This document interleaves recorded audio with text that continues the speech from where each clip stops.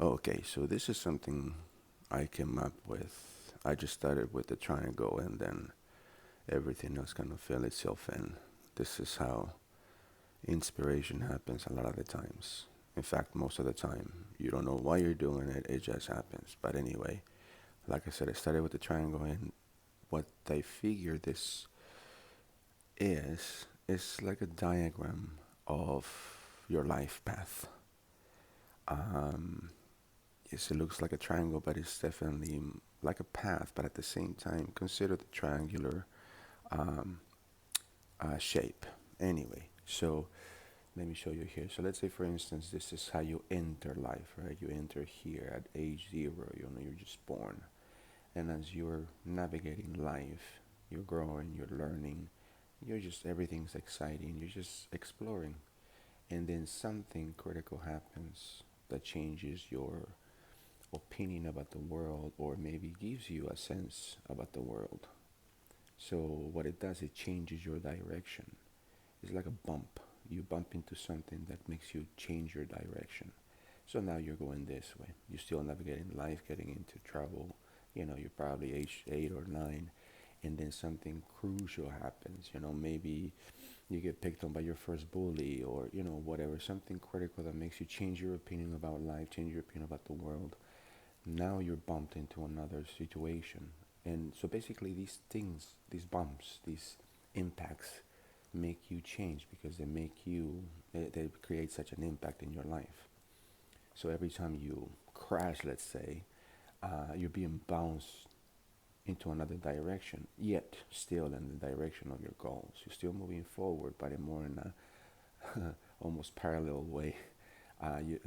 But again, so now we're about age 20, 22 or so, and something happens. You lose your job or something, or you just decide, you fight with your parents because you want different career choices, and you get disowned, and you get kicked out of the house, and I don't know. I'm just coming up with stories here because it's what happens in a person's life. It's tribulations, tests, things that make you, that shape you.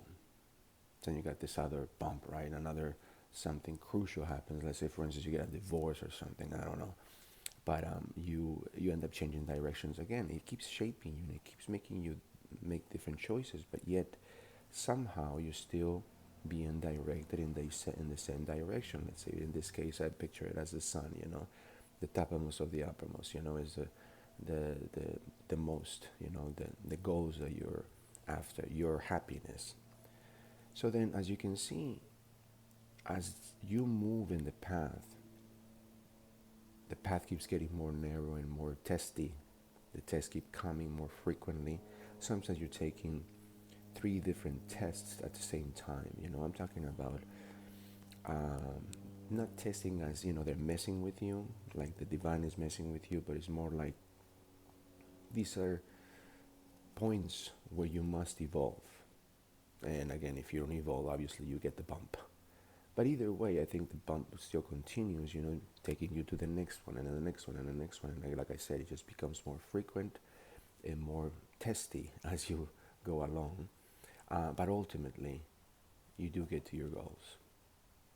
So the point I'm trying to make is that if you feel that you're being knocked around by life,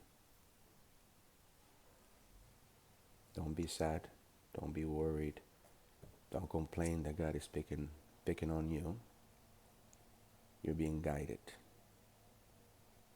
You're not being bounced around, you're not being knocked around. It may feel like it. By you being brave and doing the right thing, you will always get you home. So don't fret, stop complaining. God's not picking on you, you're being guided.